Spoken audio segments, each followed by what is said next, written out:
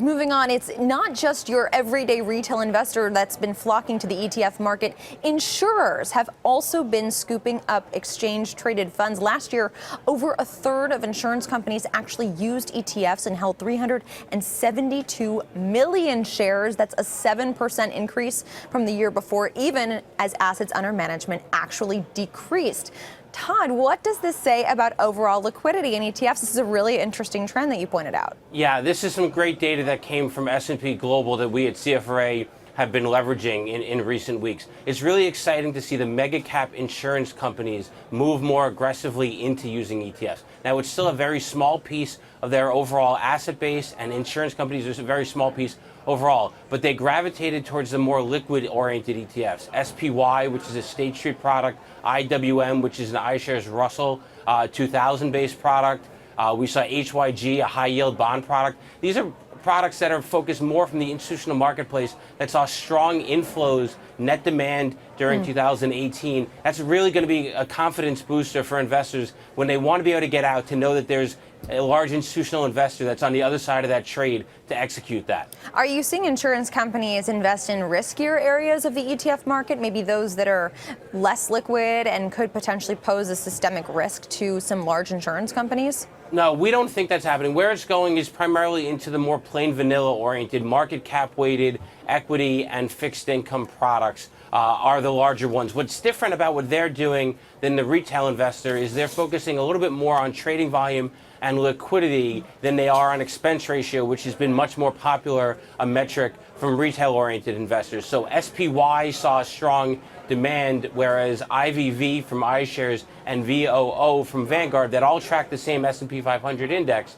they saw less interest from the insurance companies. Again, positive thing for overall investors. They're just using the broader tools that are out there in a market cap weighted way and getting exposure.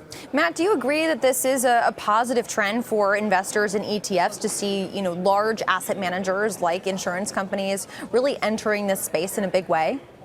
Yes, because by having them trade the ETFs, that's going to increase the liquidity profile for all different investors and lower overall trading costs, which are really an important part of that total cost of ownership. And we're going to see a lot of demand because of regulatory changes where you can now value an ETF as it were a single bond.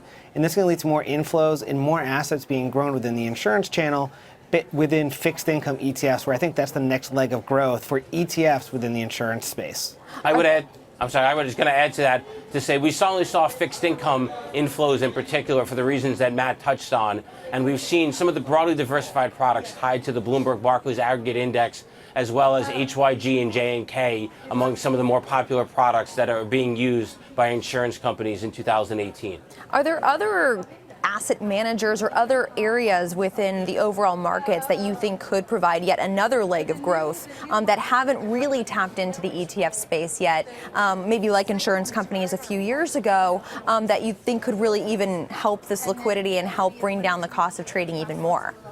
Yeah, well, we're seeing a whole host of institutional-oriented investors looking towards the ETFs. So hedge funds are using ETFs as a vehicle to be able to do so. Private banking is using ETFs as a vehicle of doing that. For insurance, it's less than 1% of their overall asset base that is currently tied to ETFs. So if that needle can really move, if we have some of these larger insurance companies moving in, that will really drive overall liquidity and make sure that there is an investor on the other side of the trade when a retail investor wants to exit their existing position, instead of having to worry if there will be problems. Matt, if it's 1% now, how large of a proportion of insurance company assets do you see ETFs really becoming, say, in the next 5 years or so?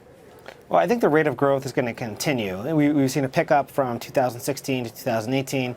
So as far as the percentage, it's probably going to increase in that linear fashion. So maybe 2, 3, 4, 5% by the time we get 2 to 3 years out, particularly with that growth coming from fixed income ETFs as the regulatory changes have become more appealing to insurance companies. Well, it'll certainly be interesting to see.